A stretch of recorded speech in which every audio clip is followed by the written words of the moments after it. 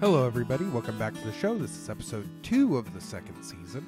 I apologize for the delay between episodes. I have been really sick. I got bronchitis, which became pneumonia. And so I have had issues recording myself because my voice has been terrible and I've been coughing. And yeah, not a lot of fun. But I did manage to record this interview. There were a couple of other interviews I actually had to push off. I'll hopefully be able to reschedule those and get those out to you as well in the near future. But I haven't disappeared, just sick for a little while. Anyway, this episode has an interview with Hedi Lauffer from the Wisconsin Fast Plants Project. I go into a lot of detail about that with her. She talks about where it came from, all that sort of fun stuff. So it should be really interesting. Whether you're a teacher, homeschooler, or just a parent looking for a science fair project, fast plants are a great way to squeeze an entire plant's life cycle into about a month. So without further ado, here we go. I have Hedi Lauffer, the Director of Teaching and Learning with the Wisconsin Fast Plants Program here. Today we're going to talk a little bit about fast plants.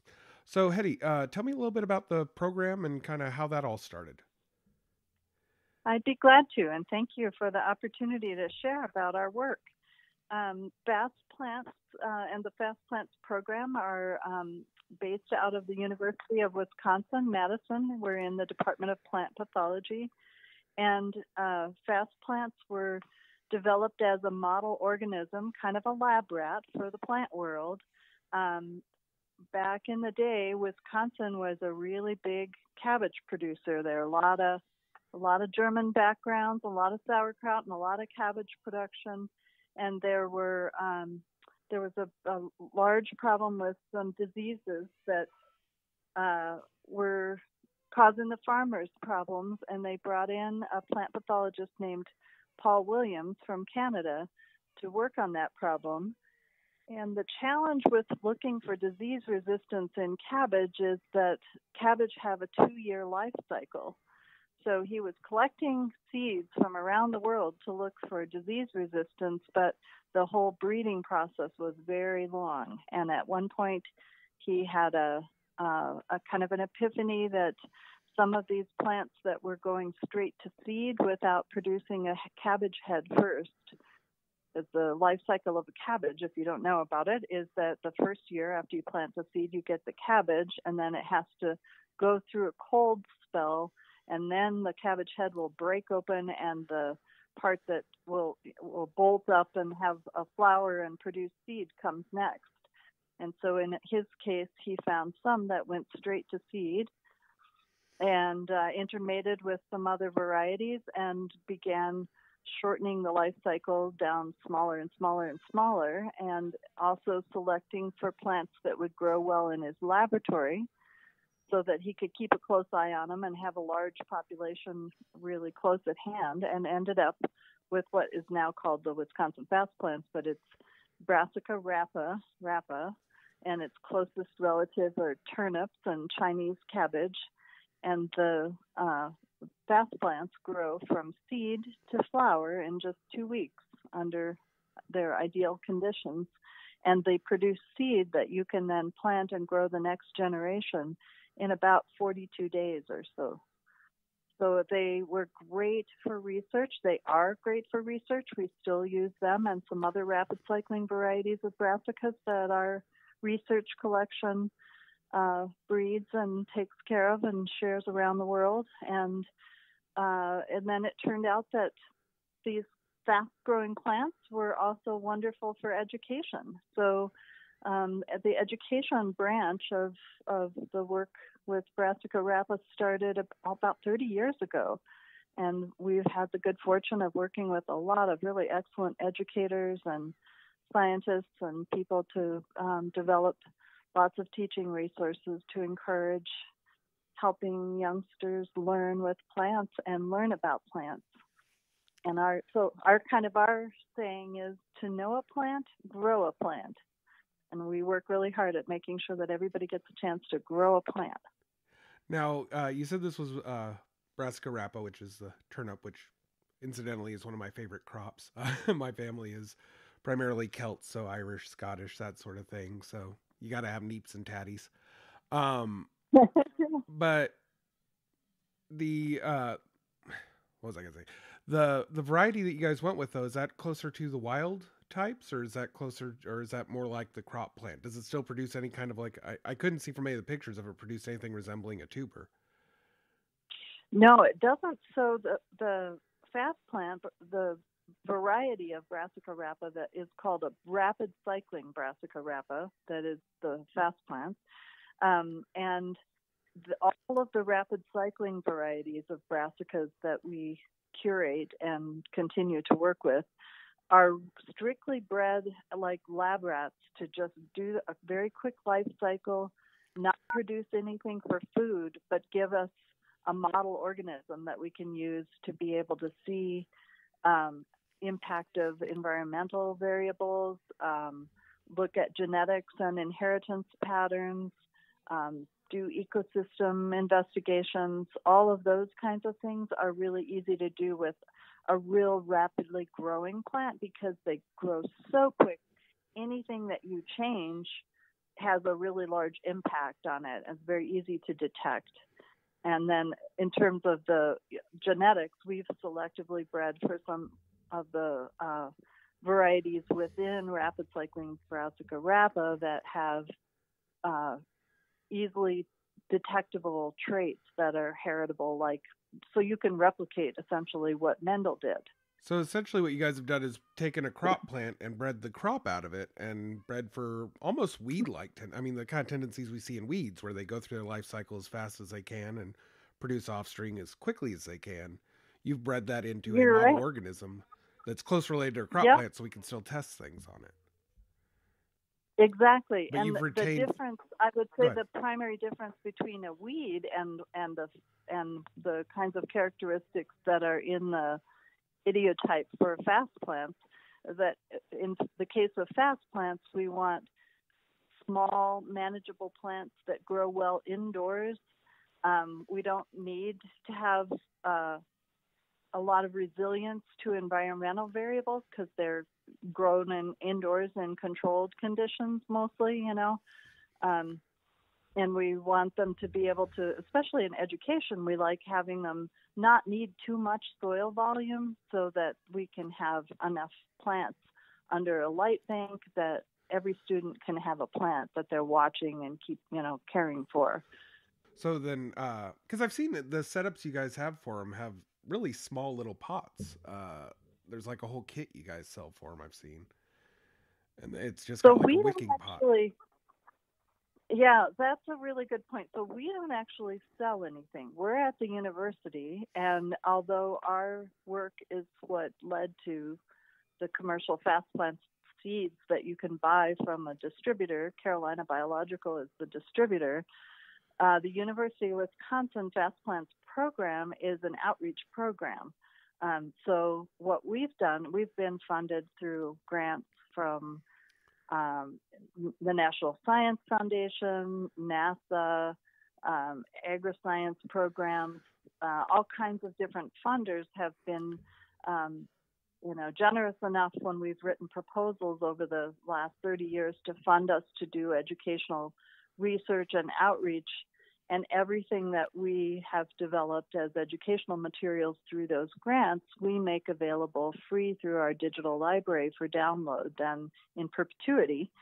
So we have a lot of resources. And then the other thing that we do is we kind of have this, maker spaces are a big thing right now, but Fast Plants program has kind of been a makerspace kind of mindset for a long time. And Paul Williams and the rest of us on the team are all kind of folks who like to come up with creative ways to use recycled materials and do things DIY and on the cheap. And so our website is full of ways that you can use recycled containers to make growing systems and build a lighthouse out of, a crate from Home Depot or whatever, that kind of thing. Gotcha. So a lot of DIY projects there. Yeah. Now you say, you're into makerspaces. That I actually did an episode a bit ago about sort of kind of explain to people what open source can kind of mean to gardening as far as like the ideology from software and that sort of thing being brought, not just in technology and gardening, which obviously has open source applications, but like keeping seed varieties open, things like that. So are there patents on the fast plants? So there were originally some patents on the fast plants that was handled by the Wisconsin Alumni Research Foundation at the university. Those ran out because it's been around for a long time, and the name Wisconsin Fast Plants is trademarked by the university and licensed to the commercial supplier who sells fast plant seeds. But the seeds themselves are the result of, selective breeding. And on our website, you can see that we have all the instructions about how you can grow your own seed and harvest your own seed and store it and use it. And we encourage people to do that kind of thing. Teachers and educators to experiment with that. We've had teachers who have bred for specific traits. There was a guy in northern Wisconsin that bred for really hairy fast plants, lots of trichomes. He was going for the woolly booger, he called it. So you can take it any direction you want, and at the same time, we have really nice, highly cared for lines, or selectively bred lines that do show specific genetic traits that are really useful for making the process of learning and about genetics can be not so engaging if all you're doing is paper and pencil work and Punnett squares and things like that. But if you're really looking at a population of plants and trying to figure out the inheritance pattern that you visually can see right there before you, it's pretty cool. See, I've kind of been experimenting at the garden I work at with land races a little bit, just taking a bunch of different varieties of something open pollinated that are, something that'll be cross pollinated and letting them interbreed and saving the seed. But of course, I've only been there a couple of years, so I have like one generation of this. It would take, years to produce an actual viable population. But with fast plants, you could really get that done. I mean, because the generation is about a little over a month, right? Yeah, exactly. Yeah. So they're used they're in higher level grades. They're used even for selection experiments where you can statistically analyze how much influence you've had if you select for a trait in one generation, and then look at their offspring and see if you've increased the frequency of that trait. So it is a really big advantage, both that they have a short life cycle and that they don't have a dormancy. They were selectively bred to have no dormancy in the seed, so that as soon as that seed is ripe, you can plant and go for your next generation. And the other thing that makes them interesting is that they don't they don't self-pollinate. It's rare for them to self-pollinate. And so any experiments that you do are kind of more like, the inheritance that we understand as animals, where, it takes a mother and a father. You cross them. So you have to actually cross-pollinate them yourself? Or do they pollinate by air? They don't pollinate very well by air. They depend on pollinators there, and so that's another really cool thing about them, is that we've developed a technique using bee sticks, where we get from a beekeeper. There's always dead bees around hives and things. So if you can make a friend with a beekeeper, and often there's students whose parents have bees, or you can connect with one through your extension service and get dead bees and then glue them to a toothpick. Then when those little fast plants flower in a couple weeks, then the kids have to be the bees and go around and buzz. I make them buzz and play Flight of the Bumblebee myself, and and take pollen from one flower on a plant to a flower on another plant, and go around, and you can see the coevolution between the flowers and the bees right there before your eyes, because those little pollen baskets on the bees just fill up with pollen. Really cool. That's neat. Kind of a little macabre, but in a fun way. Yeah. It's a life sciences class. It's not like you're not going to handle a dead thing or two. I get it. Yeah. And you guys actually do offer the, I mean, not through your suppliers, obviously, but I'm guessing you guys did the development work at the project. Plants who are already fixed for certain traits, right? So you could actually buy them already with the traits and then do the breeding experiments starting from populations have them. Exactly.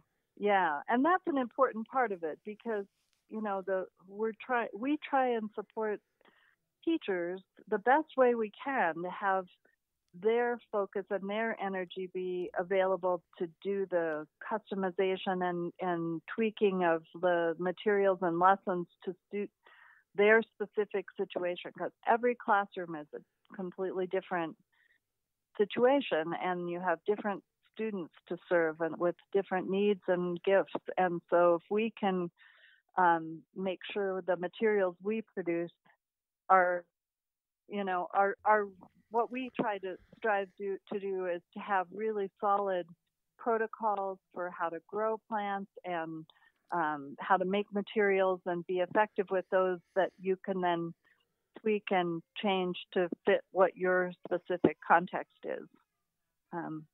So yeah, we have a lot of different background information as well as protocols and lessons and things like that we welcome people to modify and use as they wish. Yeah, and I saw on your website you do have like curriculum and stuff already there, some free stuff. And is there like a published curriculum you guys offer as well, or through anybody? Well, we have again, because most of the curriculum development work that we have done is the result of grants that we were given to collaborate with various teachers or communities or whatever to make, like in the case of NASA, back in the times of the Mir space station, fast plants went up in space and were the first flowering plant to successfully go through pollination and produce viable seed in space in microgravity. And along with that project, students were funded in the Ukraine and also in the U.S. to be the ground control, and there was some curriculum development that was associated with that grant. And those materials then are available online. And there's just 30 years worth of different projects like that, where often the curriculum is more robust than just a single experiment or something like that. It's actually, a full life science unit that might take 8 to 12 weeks to teach. So we encourage people to come and look on our website and see what looks relevant to use. It can be used in informal settings or, like after school clubs and things like that, or it can be used in any grade level class. And if you get overwhelmed by how much stuff there is, then there's a contact info and one of us on our team will help, think through what might be a good place to start. So there is help for instructors in that who maybe see the whole sea of material you guys have and are a little overwhelmed. Yeah. In fact, we have a guest blog that was written by a teacher who taught with fast plants in the fall of 2019 for her first time, and she was kind enough to write a blog post for us about her experience of, kind of pulling together the pieces that she needed for her situation and how it all turned out. And she just was really pleased with how engaged her students were. And I was a science teacher too, and before coming back to do professional development work with teachers, and also eventually ending up at the Fast Plants program at UW. And I taught with fast plants, and it was really cool how engaged students. I mean, I'm sure from your work, they get attached to their plants, and they're so excited to see them change. They come up out of the ground after you plant seeds in 3 days, so it's not like there's a slow process that requires a lot of patience with fast plants. They're different every day, and it's very engaging. It's also kind of an easy win because with a lot of plants, like if I have the kids grow, say, sunflowers, by the time those sunflowers start to get really big and interesting, it's a couple of months. They've gotten bored. They've moved on. Things have happened. With fast plants, Yeah. that thing's done a little over a month. in a whole school year, you could raise, several generations of a family of them. I mean, it's definitely different than Yeah. most of our plants you can work with. That's for sure. There's a reason Yeah. why, And like in school gardens, we all grow radishes so much because it's a quick, easy win. It's well within a child's attention span. It's about a month, and then they're ready to go. yeah, yeah, that's so true. And it's so complementary to what you do with I love the kind of work that you're doing and that others are doing with school gardens. At the same time, if you're in the Midwest or northern climates or whatever, there's a large chunk of the school year where that garden is iced down, not not going on out there that we can see. So I think some of the exciting work that I've seen are people who engage students in growing fast plants to learn about genetics and some of the other disciplinary content knowledge that they need to teach in their classes, and at the same time give the kids a real, like the big picture of the whole life cycle, not just germination and vegetative growth like you'd see with a lima bean, but the whole life cycle. And then when they go to their garden, they have this different perspective of, oh, those seeds didn't just come out of a packet; they came from a plant. But. Yeah, and I really like though that you guys don't actually currently have any, utility patents or anything on it, because like in my work, I like to give the kids seeds whenever we collect a ton of seeds to go home and play around with themselves. And it sounds like with fast plants, you could do the same thing. I mean, you're gonna, probably have some extra anyway, and they can go home and kind of play with those. And it sounds like the weed potential is probably pretty low because I'm guessing these have not been bred to have the seed heads shatter or anything like that, right? Right. They're such fragile plants. They're not going to thrive out in the wild. And in fact, they were bred to have 24-hour light from an electric light source. That's the conditions that they've been bred under. So yes, they'll do okay in some sunlight, but they're going to get leggy, and in most conditions outdoors, it's not going to be ideal. So what I would suggest if you are thinking about sending seeds on with kids is to encourage them to play around with germination and put their seeds on some paper towel, wet paper towel. We always use Bounty because the seeds seem to stick really well to Bounty paper towel. Once they grow, their first root hair just latches in. So students could, or kids that you're working with on an after-school program or whatever, could take we use Petri dishes, but you could use a CD jewel case or something else with paper towel in it and a few seeds on it, and keep it wet, and then play around with changing its orientation to see how it responds to gravity, putting it in light or dark, putting it in the refrigerator versus in a warm spot, things like that to grow their understanding of what environmental factors affect how plants grow. And Then not, it wouldn't matter that they didn't have if they didn't have a grow light at home, set up a fluorescent light set up at home to give 24-hour light to their plants. yeah. Not to jump around too much, but you did say something about orienting. When they grew it in space, did they grow it in any kind of like a centrifuge or anything to simulate gravity, or did they orient okay without it? So they did. That's a great question. They did some experiments with. They were looking at whether pollen tubes would orient correctly and go down and meet the ovule and be a good conduit for the sperm from the pollen to be able to fertilize the ovule. And so they weren't grown in a simulated gravity. It was a microgravity situation, up on the Mir space station. And they did pollinate. They did use bee sticks, and it was successful in producing some seed. But the conditions, there's some interesting published work about that, and it's led to some of the work that's going on right now. That and other things we're building on now as NASA is looking at what would it take to farm food that would make it possible to perhaps visit Mars. I mean, the idea of growing food and cylinders and stuff in space is something that kind of fascinates me. Just because as a gardener, I like the idea of say, an O'Neill cylinder or something like that, which is, for the parts of my audience who aren't nerds, it's a space habitat concept. It's basically a giant rotating drum with kind of the land area of a large city inside. I just like the idea of living in an environment where you completely control the weather. Yeah, yeah. There's a lot we don't understand, though, so it gets pretty interesting because you find out some stuff that you took as, insignificant that turns out to be significant. So, yeah, it'll be a big experiment, that's for sure. Oh yeah, I mean, even just what we found out about mycorrhizal associations, which I'm guessing fast plants probably don't live long enough to really develop, right? Well, and brassicas in general don't seem to have, at least, what we understand about that kind of thing right now. Mycorrhizal associations are not something that's associated with brassica.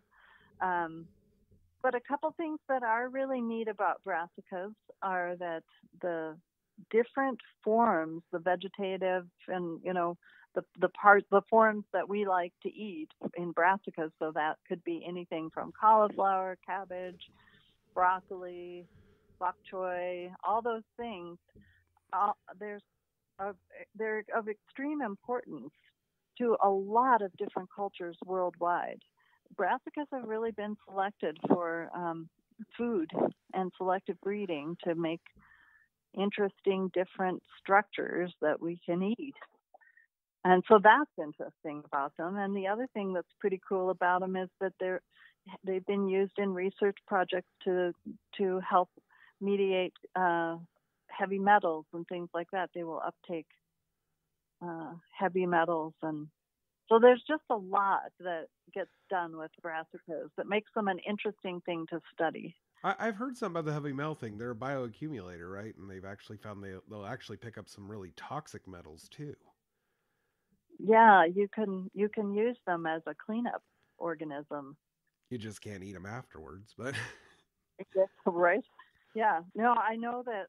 Now, I wasn't directly involved in this, but some of the folks on the research side of our program. So our program also has a seed bank, and maintains the rapid cycling collection and continues to do. We're always still doing breeding. It's not like fast plants were developed and then that's it. We're always selectively trying to strengthen and maintain the crop and to be its best. And in that group, there was a project that was done in the medical school to look at being able to detect heavy metals that had been picked up by fast plants, by Brassica rapa. Yeah, really cool. It's interesting. So it's not just something happening with brassicas in general; it's actually happening with fast plants. Even they're experimenting. Yeah, with them.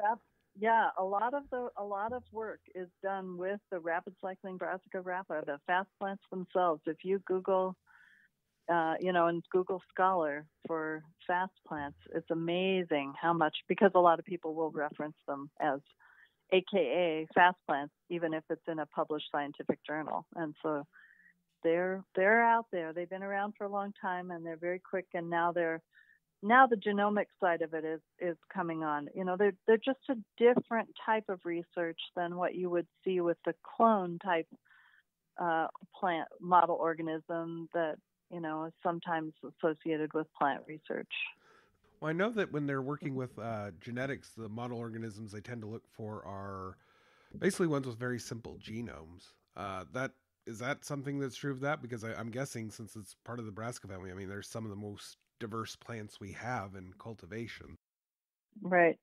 And the Arabidopsis is a very common plant in the plant sciences, and that is a self-pollinating plant, and so you can have genetic consistency between parent and offspring, because you can essentially everything you're looking at can be a clone. And so that, I think that's part of the simplification of the genome too, is if you can do that, then, it's easier maybe to look for markers of some kind. But on the other hand, if you're looking for variation and diversity, and often that's an important part of research too, then maybe you want a population that outcrosses and And represents so the kind. So you can cycle through Yeah. them really quick. I got you. You're saying though that like they make a clone. Now that's kind of true, right? With self-pollinating plants, after a certain point, even though they are technically engaging in sexual reproduction, their genome is so limited at that point that they pretty much are just cloning themselves, right? Right. So if it's a mother plant that self-pollinates, then and you collect the offspring, then it's essentially a clone of the mother plant. As I did an interview a little bit ago with the folks behind the Dwarf Tomato Project, Craig LaHoulier and Patrina Small, and that's something you talk about like when you bring tomatoes, because tomatoes very easily self-pollinate, as when you're fixing the variety, basically getting it to be consistent. But essentially what you're doing is you're narrowing the genome down so small that anything coming out of it is pretty much going to be the same as the mother. So something I'm already seeing in that. So. Yeah, no, that's a really good example. And, there's advantages of that in terms of being able to limit your offspring to something that is predictable and all of that kind of stuff. But then again, you're opening yourself up to some kind of a disease outbreak or something that the population will have no resistance to because you don't have any variation. Kind of like when we lost, I forget the name of it, but it was the banana variety we had before the Cavendish. And can't remember the name of it. Right, or the potato famine that happened in Ireland. Because those are literally cloned. Yeah. When we lose diversity, we lose a lot of resilience. So then fast plants are being used as a better model for a population, not so much the way we use other plants as a model for, a consistent individual. Yeah, it's just, right, exactly. So it just depends on what your research line is and what the questions are that you're trying to find answers to. Now, do you know, are there any experiments using it? Because since it is one that does need to be cross-pollinated, are they using it also to experiment with pollinator relationships and stuff like that as well? Because it seems like that would be kind of handy to have plants that could be pretty consistently in flower if you start them, with a little bit of an offset. Right. Well, we certainly, and on the education side of that, we have done a lot with that, and think it's really important to be able to teach and support teaching and learning about ecosystems and interdependence and relationships within those ecosystems. Yeah, so in addition to using bee sticks and encouraging that we look at structures and functions and coevolution between pollinators and fast plants, we've also done a lot of work with the cabbage white moth, because the relationship is really interesting, because at a young stage, when you think of the caterpillar stage of a cabbage white, they are voracious eaters and They are every gardener's enemy, yes. So they'll mow down your brassica, and then as they become adults, they can transfer pollen. So it's sort of an interesting relationship. I guess as gardeners, we don't always see that other side of it, because we don't usually grow brassicas to flowering, so we don't see the cabbage whites pollinating, but they are a pollinator of brassicas. Yeah, well, the adults don't really eat much. They mostly just drink. They do get some nectar, and they lay eggs on the plants. But yes, they will visit the flowers and be a kind of a beneficial force in the system when they're an adult. It's interesting, and it's again something you can do in a classroom, because you can grow a big population, and we have lots of lessons about how you can do this. You can grow a big population of fast plants in your classroom, and you can look at what happens when you introduce a couple of cabbage white adults that will lay some eggs in there, and before you know it, you can see the eating pressure, the herbivore pressure, and then you can watch how that cycle, those two cycles, kind of are different life cycles, but they interact. So you could basically just create like a little enclosed space. I mean, truth be told, all you really have to do is ahead of this, just plant some brassicas outside and wait. You'll have caterpillars. And then you could Yeah. create an enclosed area and actually let them live out their life cycle in there on the fast plants. Yes. And you can supplement if you end up with, in the later instars, as the caterpillars are getting a little bigger and more voracious, if you want to keep them from completely decimating your fast plants population, which is tender tissue that's very vulnerable, we have instructions on our website about how you can build a little feeding station, with some cabbage or some Brussels sprouts or whatever, so that you can kind of keep your caterpillars eating what they need and not completely wipe out your fast plant population. There's a lot of neat stuff you can do. And you can make a screened in area so that you don't have them flying around in your classroom by just adding screen to the light box that we suggest that you can build for growing your fast plants. And see, all this is pretty affordable, actually. I mean, thinking about it, like, it's all stuff you can pretty much DIY. The seeds really aren't that much more expensive than other seeds. I was looking, and I think the packs are like $3 to $4, which is pretty much the same as any other seed. So there's not really a lot of expense. Yeah, I think the seeds are definitely comparable to what you pay for, good hybrid or very carefully bred seeds. I know I think the last tomato seeds I bought were about $11 a packet. So, but again, once you have the seeds, you're right, you can do your own growing materials. We have on our site information now, because these guys grow so fast, their roots grow just as fast as the shoots and leaves. And so they need to grow in a soil-free medium, like you would use for a seed starter. Any kind of seed starter mix that's so light and fluffy that their roots can really go through it quickly is really important. And they also need water at a regular, they are photosynthesizing all the time, and that means they need to be drawing up water through their roots.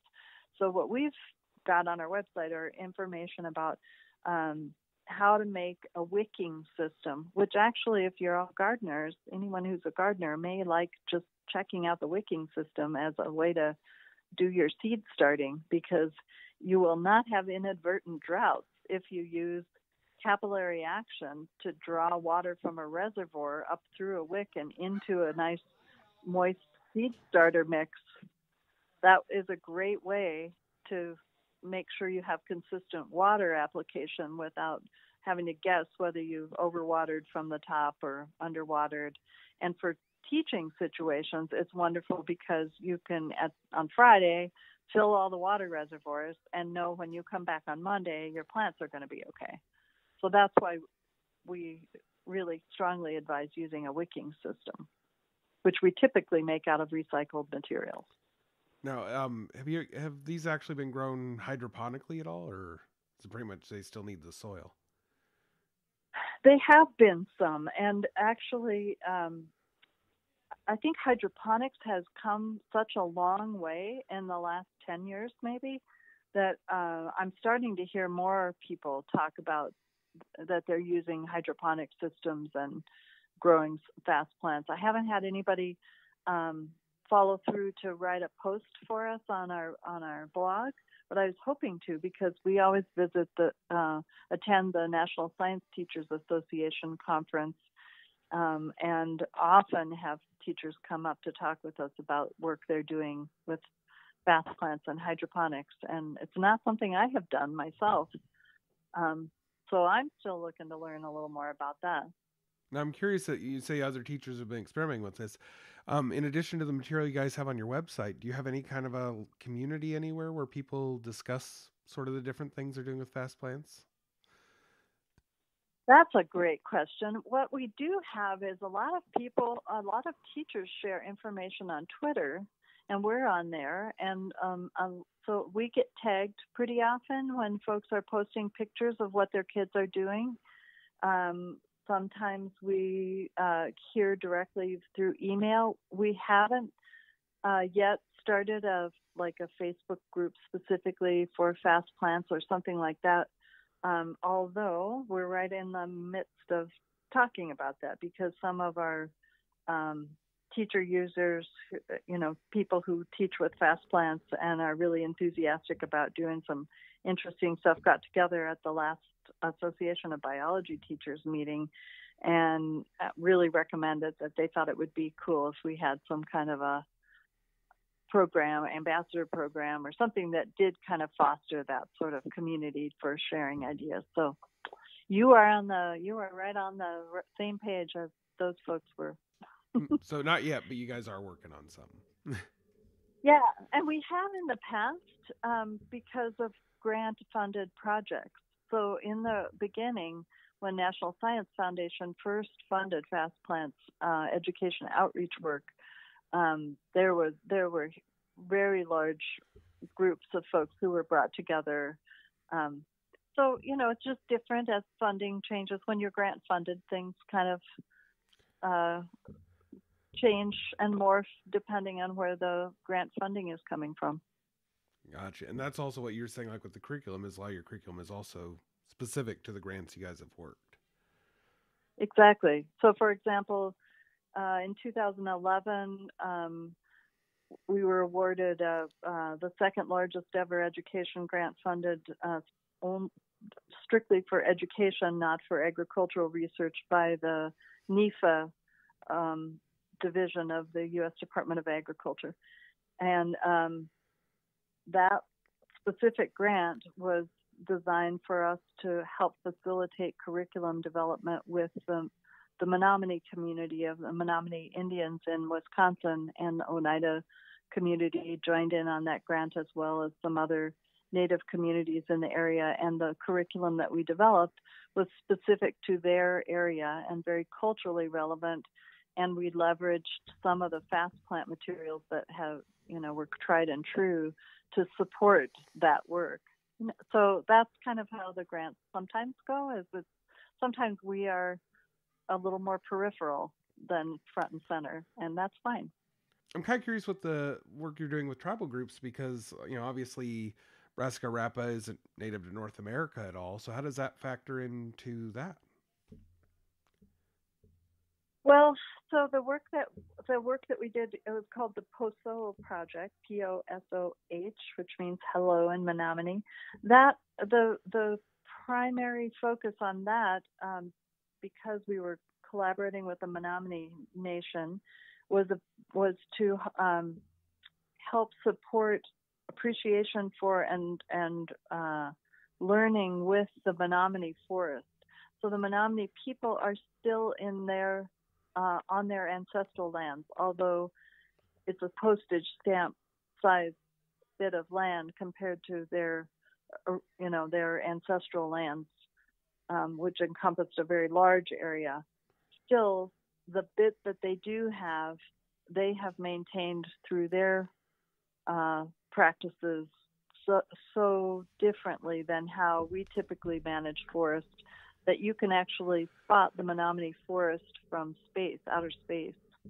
And so the lessons that we were working for students to understand were about interrelationships, biodiversity, all of those kinds of concepts in the context of the Menominee forest, but using a model organism, like in our case, Wisconsin fast plants, makes it possible to, in the classroom, do close-up observations and experiments to understand, how plants interacting with each other, say population density, nutrient availability, some of those fundamental principles that we wanted our student population to learn, and then apply to understanding the Menominee forest. Those things they could learn using fast plants as the model organism, and then they were genuinely interacting with plants and learning with plants in ways that they couldn't have done with a forest organism. So it was just there pretty much to teach them the actual plant biology and then extrapolate that to the longer lived plants in their environment. Right. That's really cool. Right.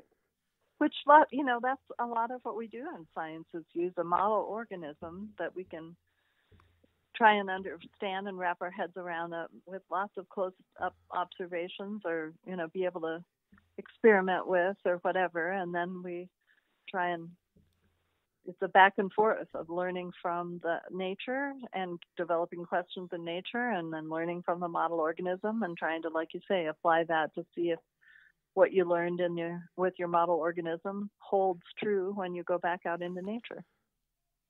Gotcha. So what kind of is the roadmap for the future with Fast Plants? Is there any new paths you guys are taking, or just kind of continuing to develop what you've got? Well, we have some interesting new varieties of fast plants that we've been working on to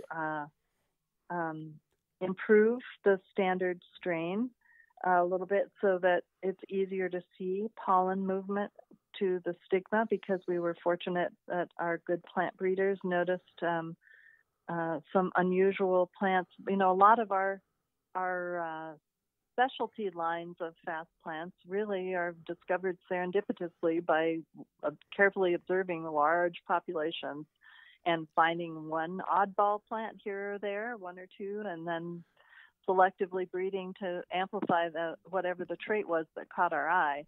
And so recently, it's like 8 years ago maybe or so, we noticed some red or reddish purple stigmas on some of the flowers, and that is really cool to introduce in, because now when a bee or a bee stick with pollen visits the stigma, you can actually see the color change of the stigma as the pollen is deposited on it. So those are really cool.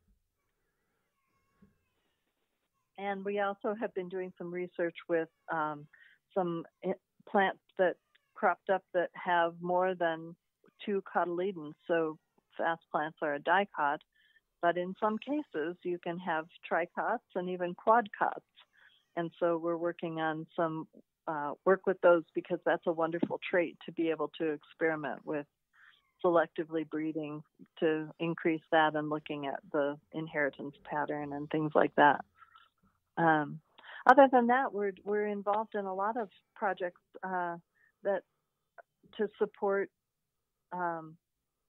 other curriculum developers and teachers who are really working to help students do more rigorous analysis of what they can learn with fast plants. Well, that's all really cool. Thanks for coming on the show and helping out here. If they want to get more info, they can go to fastplants.org. Is there any other site, or is that pretty much just the main hub for everything? Fastplants.org is the main hub for everything. We have a sister program called Bottle Biology, and there's links to that from our website, but you might come across that as bottlebiology.org. That's more focused on how to make cool stuff out of recycled water bottles and things like that. And those are the primary ways. And there's a contact info form on our website, or you can just email info@fastplants.org if you want some help navigating our website or with some ideas or anything like that. We welcome anybody to reach out to us. Well, thank you. It's really nice having you on the show. And thank you for reaching out to us. We're really glad to support the work you're doing. It's very important too. Well, thank you. So that was really interesting. I especially didn't know anything about their involvement with NASA. I vaguely knew NASA used fast plants for a few things, but I had no idea they were actually the first plant to live its life cycle entirely in space. That's awesome. Anyway, you probably noticed at the beginning the music went back to the music I was using before. I only changed the music for the last episode because I didn't have access to my hard drive at the time that had the song I usually use. I'm going to try and be a little more consistent, but I'm still fiddling with format a little bit, trying to set it up how I like it. So hopefully it's not too much trouble for everybody. Anyway, if you like the show, you can go to Podcatcher and rate and review there if you're on an Android device or some other device that doesn't have an easy way to do reviews inside of it. If you're on an iPhone or anything in the Apple universe, you could go to the Apple Podcasts and leave a review and a rating there. But definitely share this with your friends. That's the best way to get it out there. Anyway, thank you guys so much for listening. Have a great day and enjoy your garden.